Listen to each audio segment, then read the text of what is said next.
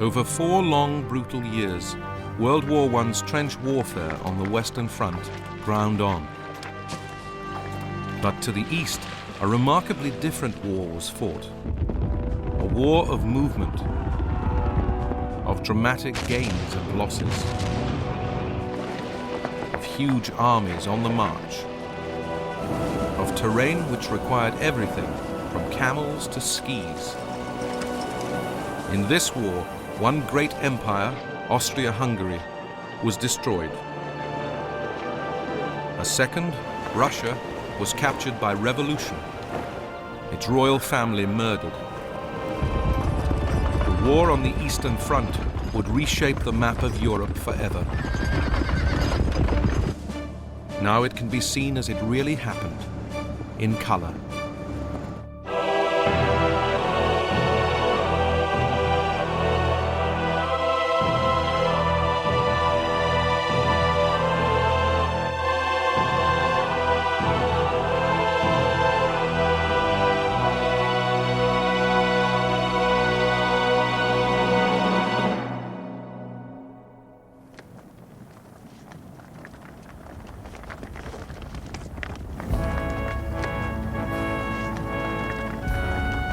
In August 1914, 2 emperors, full of pomp and circumstance, strutted like peacocks on the stage of Central Europe. The first was Kaiser Wilhelm of Germany, whose own grand ambitions were matched by the ambitions of his nation's ruling classes. The Kaiser was very, very highly strung. He was given to hysterical outbursts about things and lived in a fantasy world. But then, you know, frankly, the whole of the country lived in a fantasy world in 1914. The second emperor was Wilhelm's ally, Emperor Franz Joseph of Austria-Hungary, a deeply reactionary autocrat presiding over a court crumbling from intrigue and division. These 2 emperors of the Central Powers were opposed on the Eastern Front by a third emperor, Tsar Nicholas II of Russia.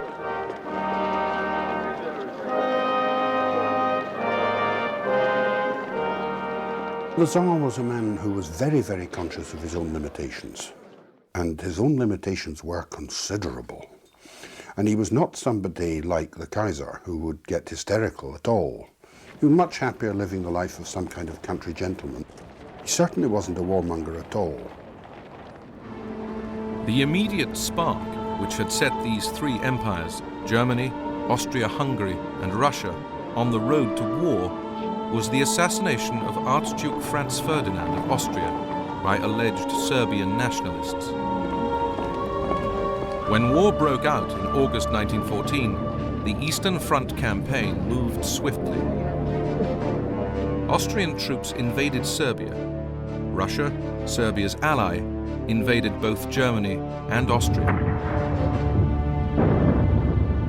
The Austrians quickly retreated before the Russians, losing key fortress towns. For the ordinary Austrian soldier, it was demoralizing. The march seemed endless, and we became too tired for anything except swearing. Some cursed the cow that produced the calf, that bore the hide, that formed the leather of which their pecks were made. Others swore that if they had only known what was in store for them, wild horses would not have pulled them away from home. While the Russian army smashed the Austrians, it came badly unstuck against the Germans. In late August, at the Battle of Tannenberg, 50,000 Russians were killed or wounded, 100,000 taken prisoner. One British observer noted, "The sight of thousands of Russians driven into 2 huge lakes and swamps to drown was ghastly, and the shrieks and cries of dying men and horses will not be forgotten." The German victory made the reputation of its 2 architects, Generals Paul von Hindenburg and Erich von Ludendorff, who became idolized as the nation's saviors. Every single day of the war, Hindenburg was having his portrait painted. What he was a great avuncular, dignified old boy who stood for certain solid German virtues, and he had them too. Now, Ludendorff was obviously a very good technician, but the trouble with Ludendorff was that he got affected by megalomania. The early battles on the Eastern Front persuaded Hindenburg and Ludendorff that the Russian army would be easy meat. Ludendorff began to dream of a great German empire to the east. But British observers had noted the strength of the Russian fighting spirit. Individually, the Russian soldier is the finest soldier in the world. He puts up with cold and hunger and suffers hardships without a word of complaint. But in taking on both Germany and Austria, the Tsar was asking much of his soldiers. To fight on two major fronts was going to test the Russian army in the extreme, not least because of the logistical problems of getting materiel, soldiers, equipment, horses, food and fodder to the front. In late September 1914, the Germans, brimming with confidence that the Russian army would roll over, invaded Poland, which was part of Russia's empire. It looks very tempting to attack Poland, which after all juts out far into German territory, and if you attack the Russians from the north and the south, then you might catch a lot of them in the bag in the middle. And that is the essential strategy of the Germans in the last few weeks of 1914 in the east. But the German army had been weakened by the demands of the Western Front, and the Russians now hurried to reinforce the Polish capital, Warsaw. Hindenburg and Ludendorff ordered their troops to race to the river Vistula, which they needed to cross to get to the Polish capital. The strain to which our troops were subjected during the advance was enormous. The roads were mere mud and the weather was bad. In spite of this, very long marches of 30 kilometers and more had to be accomplished if the enemy was to be caught. The Germans crossed the Vistula on the 9th of October and closed in on Warsaw.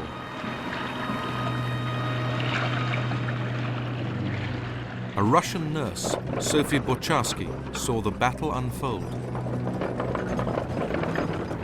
For 2 weeks, the Germans tried to secure Warsaw, the key to Poland. They battered us pitilessly. Our wounded Russian soldiers came to us in their thousands to be treated. But some had bright eyes. They were exhilarated because we were managing to hold our own. To German surprise, the Russians succeeded in their defense of Warsaw. And as the German army retreated, the Russians, keeping up this bewildering war of movement, attacked again. In response, fresh German troops were sent into Poland to intercept the Russian advance. The result, in November, was the last great confrontation on the Eastern Front in 1914, the Battle of Łódź. The Russians were the losers at Łódź. 150,000 men were captured. But the Germans also suffered, with 130,000 casualties. German commanders now realized that their Russian counterparts had no scruples in throwing unlimited numbers of men into battle. But how long could it possibly last? There was no doubt that, despite their terrific losses, the Russians would soon resume their offensive and continue it for some time. They had plenty of men, but used them recklessly, and such tactics promised no success, even against our thin lines. By the end of 1914, a staggering 1.8 million Russians had been killed, wounded, or taken prisoner.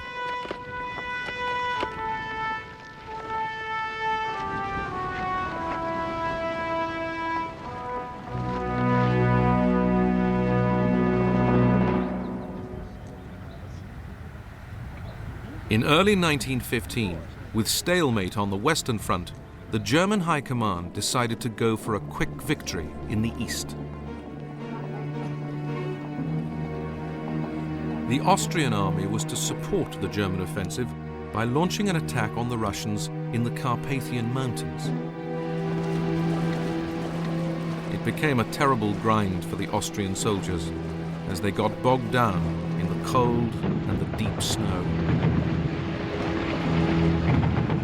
The fighting in the Carpathians, thanks to the difficulties of the ground and the severity of the season, demanded the greatest effort and suffering of which our army was ever capable. Those who have not taken part in it can have no idea of what a human being is capable.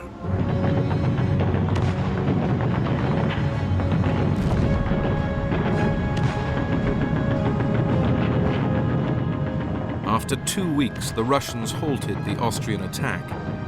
But despite this success, the Russian commander in the Carpathians, General Alexei Brusilov, who would become the key Russian general of the war, knew that the terrible casualties of the early months were taking their toll.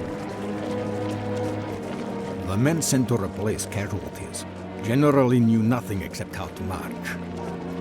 Many could not even load their rifles, and as for their shooting, the less said about it, the better. Such people could not really be considered soldiers at all. Time after time, I asked my men in the trenches why we were at war. The inevitable senseless answer was that a certain Archduke and his wife had been murdered, and that consequently the Austrians had tried to humiliate the Serbians. Why Germany should want to make war on us because of these Serbians, no one could say. A new breed of more questioning Russian officer began to emerge.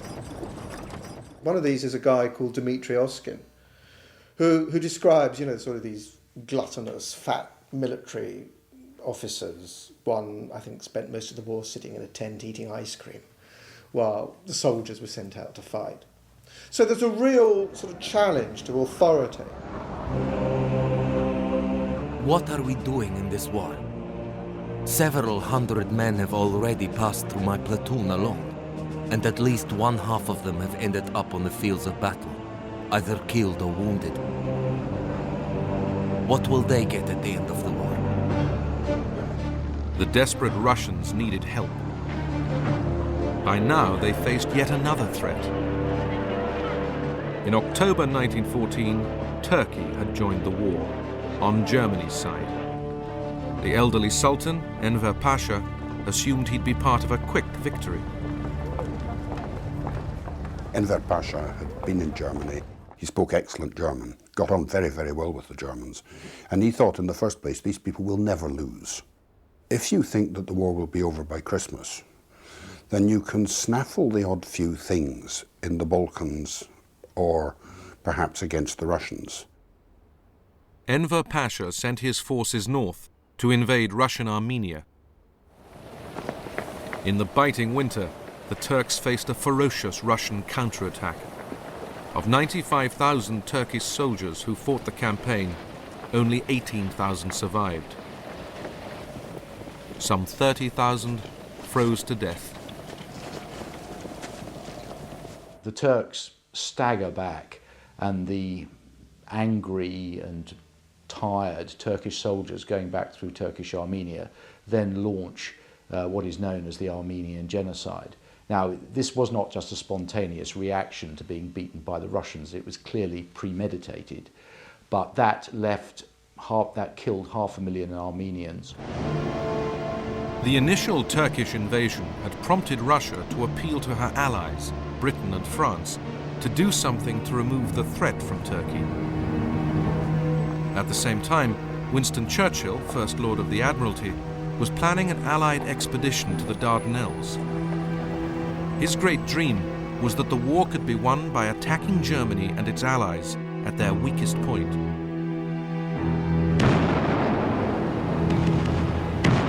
On the 25th of April 1915, after a hazardous naval operation, British, French, Australian and New Zealand soldiers landed on the beaches of Gallipoli.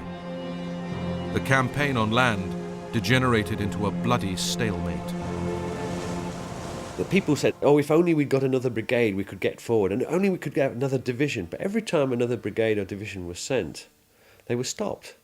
Because the Turks just brought up another division, another division, another division, another division. The trenches are totally different to what I expected. It is sure death to put your head up to look around. Even the periscope mirrors, measuring 3 inches square at most, are picked off one after the other. When the Turks charge, they usually cry, Allah, Allah, and our boys reply, come on you bastards, we'll give you Allah. And from the frequent use of this word, poor old Turk wants to know if bastard is one of our gods. Between the trenches are any amount of dead and decomposing bodies of our own men and Turks lying on the heather. The smell is awful.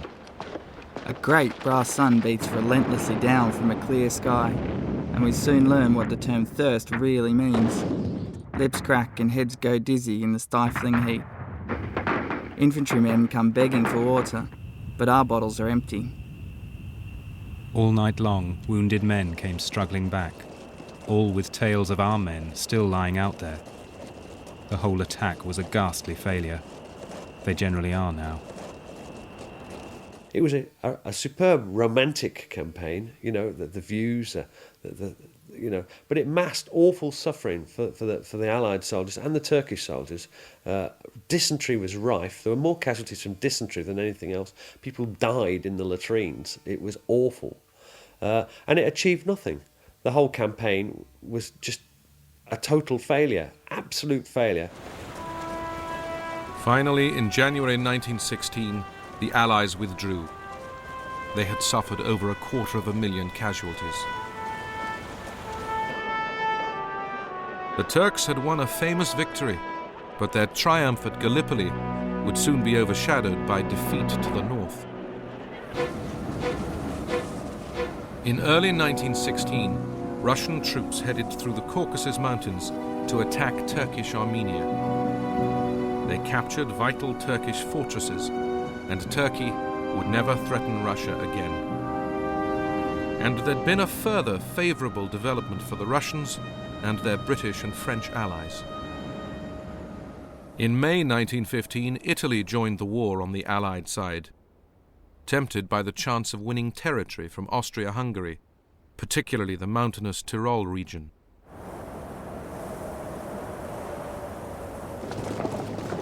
Italian soldiers headed north. Austria diverted troops from the Russian front to reinforce the Tyrol.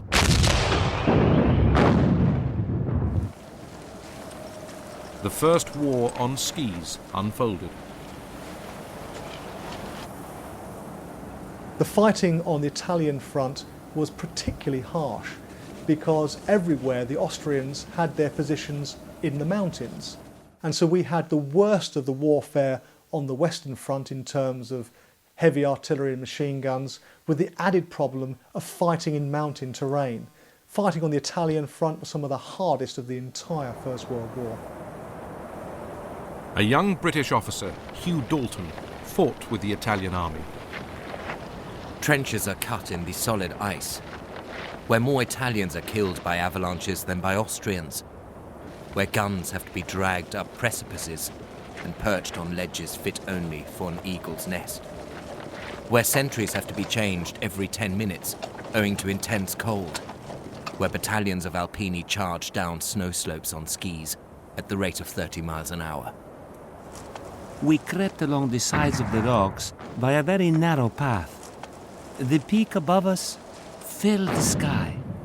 Below us, the spacious, smooth, and almost vertical meadows seemed waiting for someone to roll down them. Everything froze hard during the night. One's boots, the ink in one's fountain pen, and the lava froze on one's face before one had time to shave.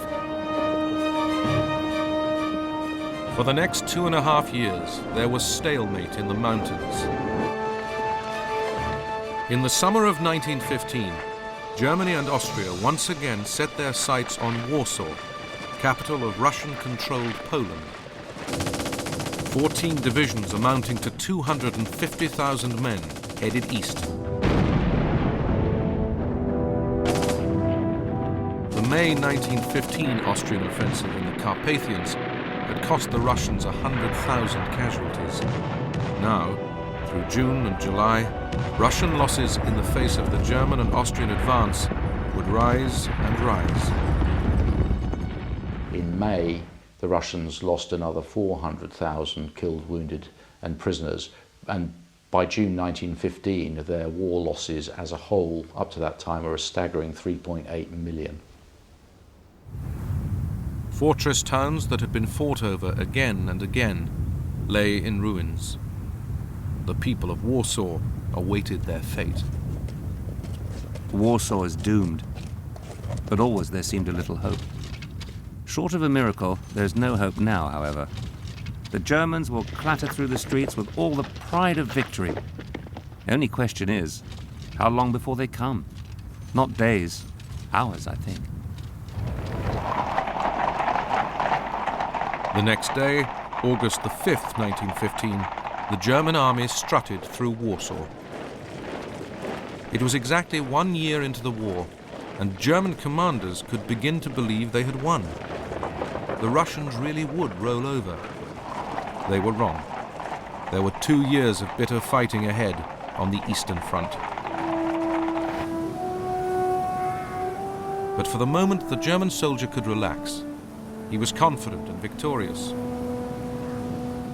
His Russian opponent seemed defeated and demoralized. British observers felt it was a decisive moment for the Russian army. For nearly 3 more weeks, we continued to retreat. Each day was alike. Tired men shuffling east. Hungry, homeless peasants praying for food. Wounded men in their thousands. We were all utterly exhausted. We were weary for a rest. We wondered when the great trek east would stop. In response to the defeat, Tsar Nicholas II declared himself supreme commander of Russia's armed forces. The Tsar would soon appoint General Brusilov to be commander of his armies on the Eastern Front. But Brusilov's private verdict on the Tsar was scathing. The Tsar's lack of knowledge and ability, his weakness of character, and his vacillating make him totally unfit to command.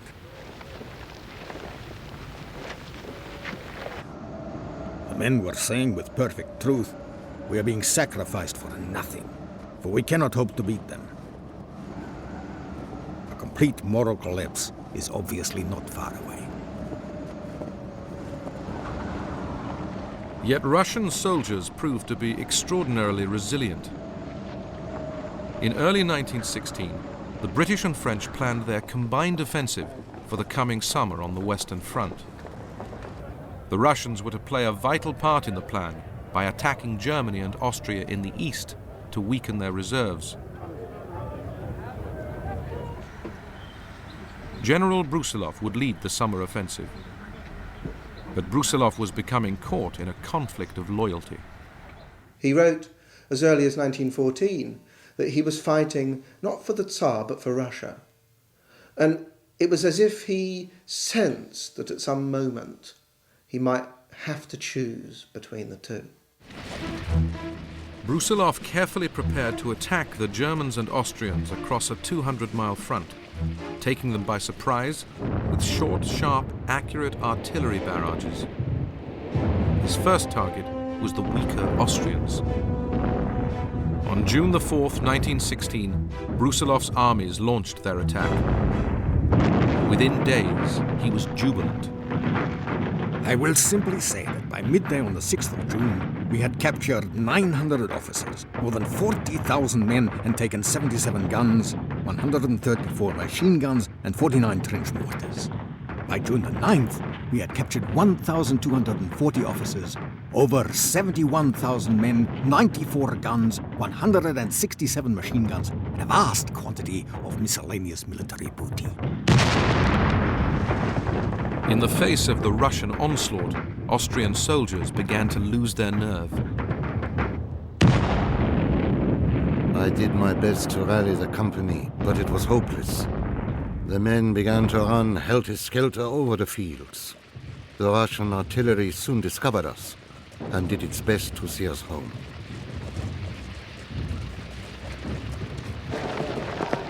Along the drenched roads and fields came numberless batches of blue Austrian uniformed prisoners, usually escorted by only one brown Russian.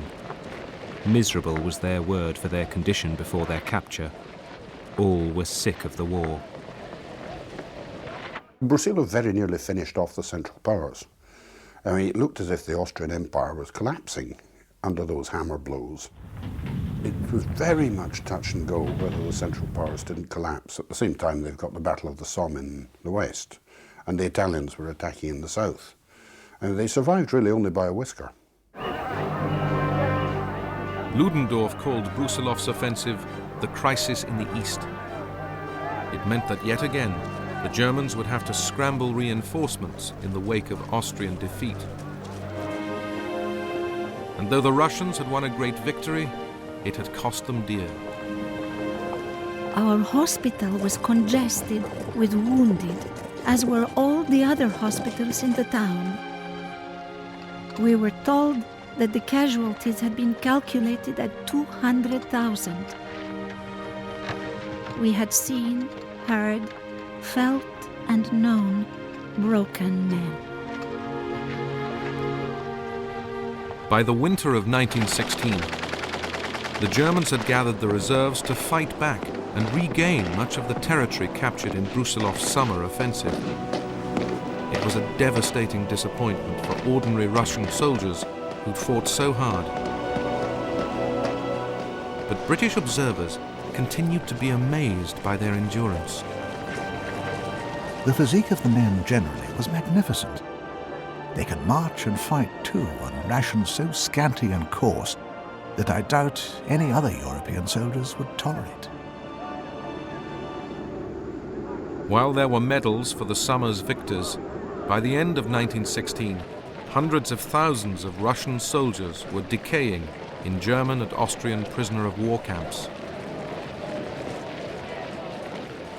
For those who remained at the front, it was no longer a story of victory, but of retreat. Brusilov himself began to feel deep disillusion, not with his men, but with the powers above. I would merely say that my armies, which in 1916 had accomplished miracles of bravery and wholehearted devotion to Russia and to their duty, saw all their feats of arms brought to nothing by what they considered a lack of intelligence and decision on the part of the Supreme Command. Some politicians began to share Brusilov's views. The High Command disregarded losses in men, and it does not take enough care of the soldiers. The army no longer believes in its leaders. The desperation of the soldiers was spilling over to the civilian population. From all sides came the complaint of a people wearied by the war, disillusioned, lost in what seemed an endless circle of mistakes. Food was growing ever more scarce. The queues outside the bread shops stretched right down the length of the street. It was said in all directions that the merchants and shopkeepers were building up huge profits at the expense of the people. It was whispered that the empress trafficked with Germans. Even the emperor was no longer held in the same awe and reverence.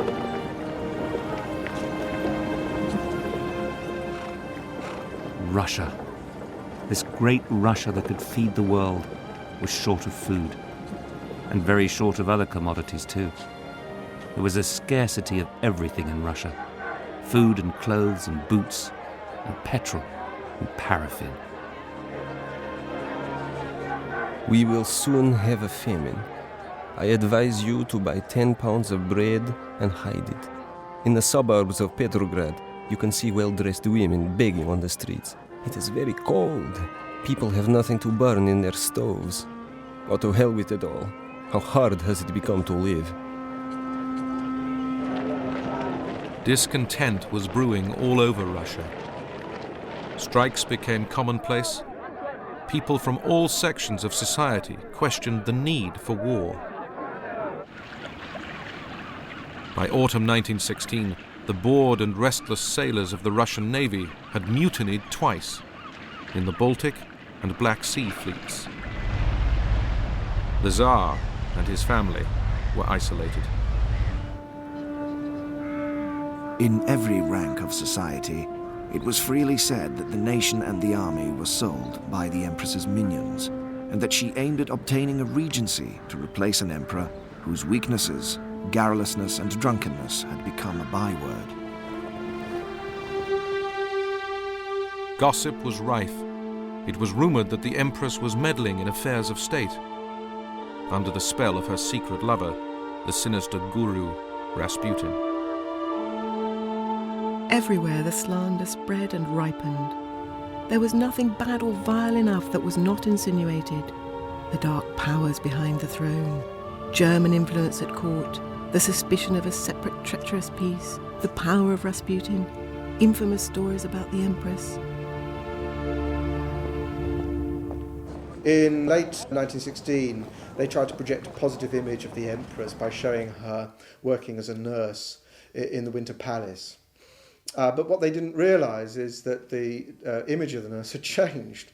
And because a whole supply of nurses' uniforms had fallen into the hands of Petrograd's prostitutes, they didn't realise that the pictures they were putting out of the nurse, of the Empress dressed up as a nurse, would have precisely the opposite effect of the one they intended.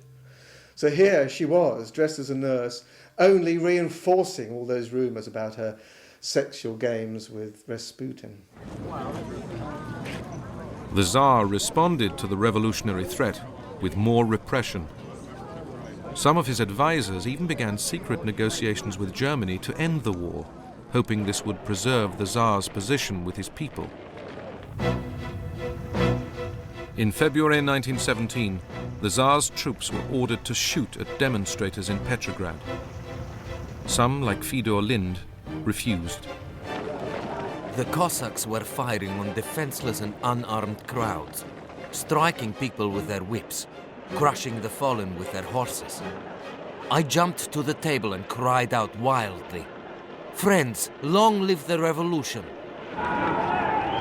As the tensions grew, senior military commanders appealed to the Tsar to step down. Your Imperial Majesty, I am well aware of your profound love for our country. I am sure that to save it, as well as the dynasty, you will consent to the sacrifice the war demands from you. The Tsar tried to return from the front by train to Petrograd. He was diverted by revolutionaries. He knew the time had come. The abdication of the Tsar took place on the 15th of March. We changed from soldiers of the Tsar to soldiers of the Republic quite automatically. No one said a dissenting word. And the soldiers, they accepted the change, just as they would have obeyed an order to stand to attention. A provisional government took over. Soldiers and civilians celebrated. There sounded a short booming peal of the cathedral bell, then another and a third. The pealing grew faster, and soon the bells of all the outlying churches began to ring. The streets filled with people. The doors of many houses stood open. Strangers, weeping, openly embraced each other. Alexander Kerensky, who would later and briefly become Prime Minister, was appointed Minister of War.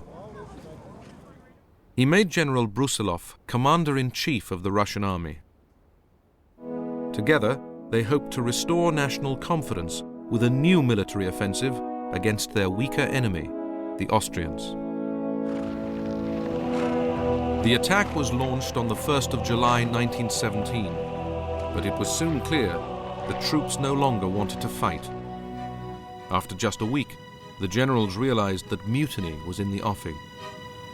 When I asked them what they wanted now, they said they did not want to fight anymore, and pleaded to be allowed to go home in order to share out the land their fellow villagers had taken from the landowners and live in freedom. And when I asked them, what will happen to Mother Russia, they replied it was not their job to think about what would become of the state.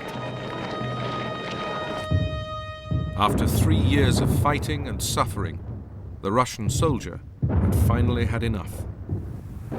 It was a war where the advantage had constantly shifted, but in the end it was political, not military collapse, which was deciding it.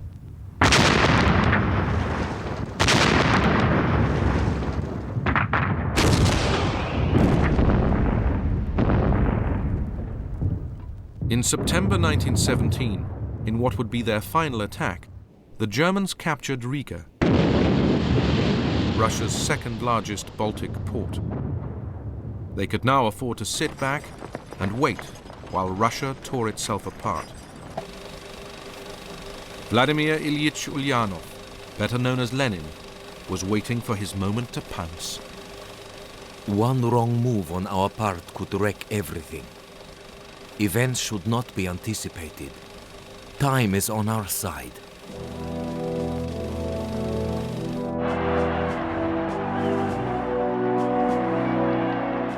Lenin's aim was Bolshevik revolution, but it was his slogan of peace at any price which began to swing support his way.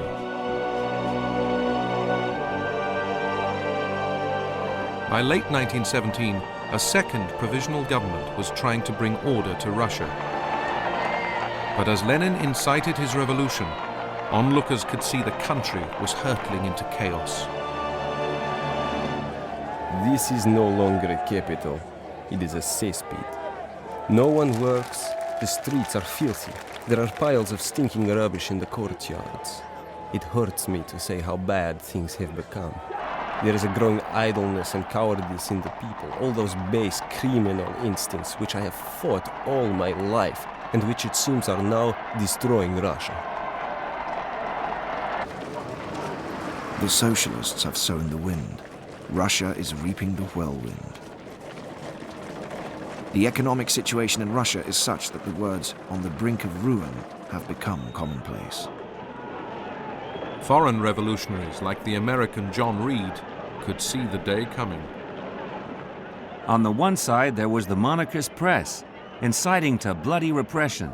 On the other, Lenin's great voice roaring, "Insurrection! We cannot wait any longer." Daily, the government seemed to become more helpless.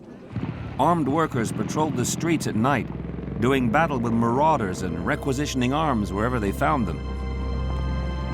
By November 1917, the revolution, later glorified in Russian films, was imminent.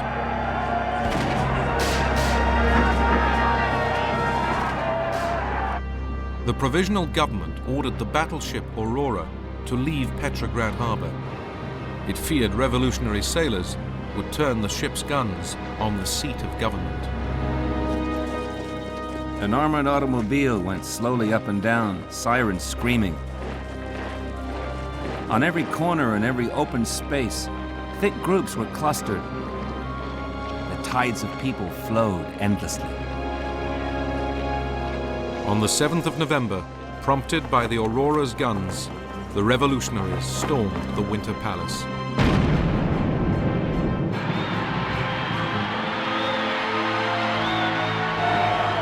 Day broke on a city in the wildest excitement and confusion, a whole nation heaving up in the long, hissing swells of storm. Within days, the revolution spread to Moscow. Committees of Russian soldiers began to make peace overtures to Germany. In December 1917, an armistice came into force on the Eastern Front. In over 3 brutal years, 2,300,000 Russians had died. A further 5 million injured. For all its failings and for all its problems, the Imperial Russian Army had, to the end, held down 160 German and Austrian divisions. These were now free to be released, and the effect of this on the Allied war effort was absolutely devastating. Italy was the first of the Allies to feel the effect of Russia's collapse. In late October, the Austrian and German armies struck in the mountains of northeast Italy.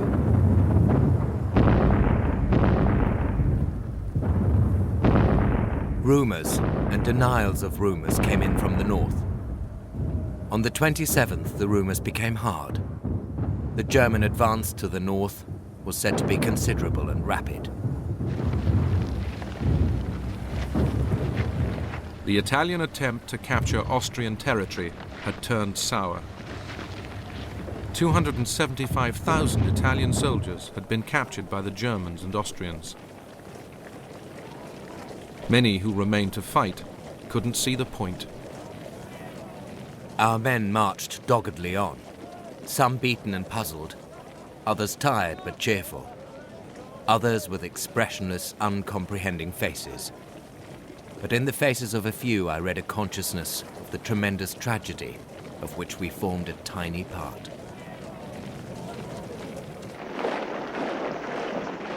The Italians finally stopped the German advance 15 miles short of Venice.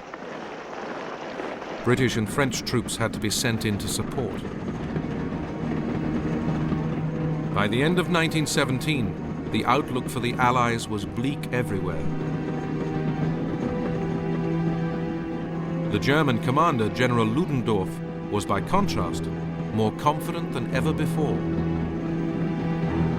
Owing to the breakdown of Russia, the military situation was more favorable to us at New Year 1918 than one could ever have expected.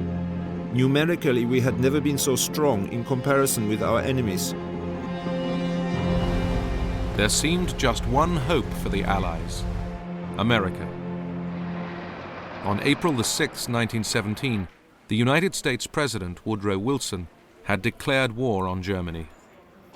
The British welcomed their new allies as saviors.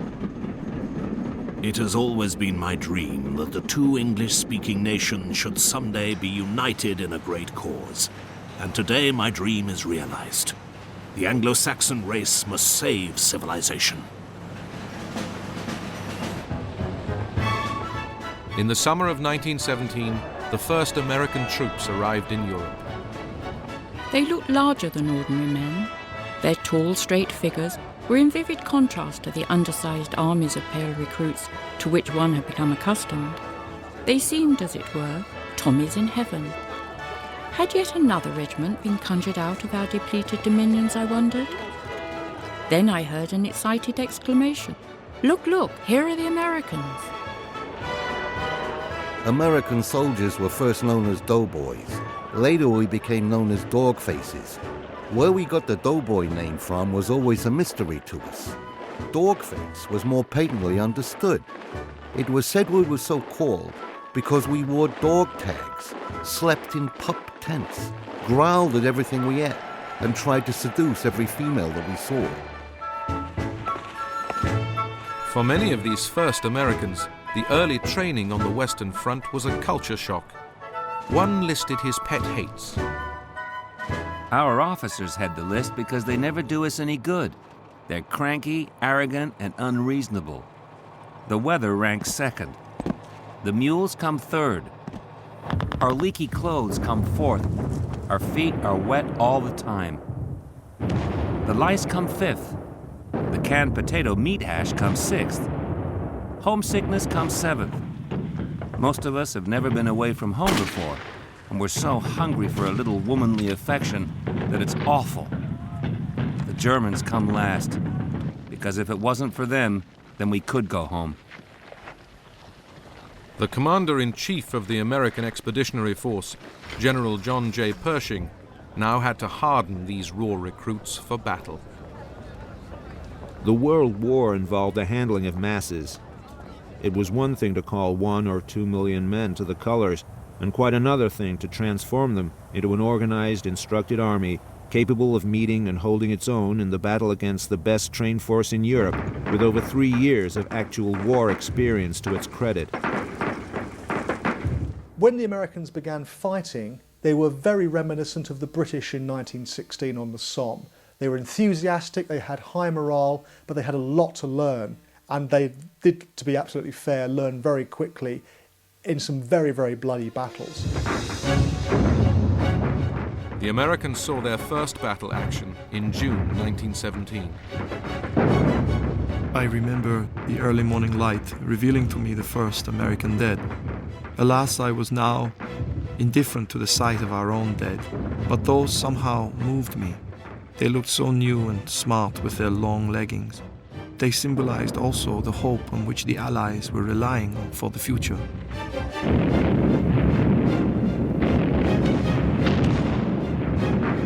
Germany's commanders also realized that in the long term, the Americans could make the difference. The tremendous superabundance of pent-up, untrapped nervous energy which the American troops brought into the fray more than balanced the weakness of their allies, who were utterly exhausted.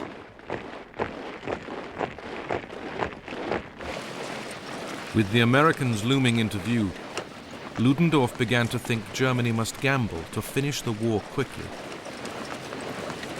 While he made plans for a decisive victory in 1918, most on the Allied side believed that the war on the Western Front would grind on for years to come. Few could have anticipated how quickly everything would change.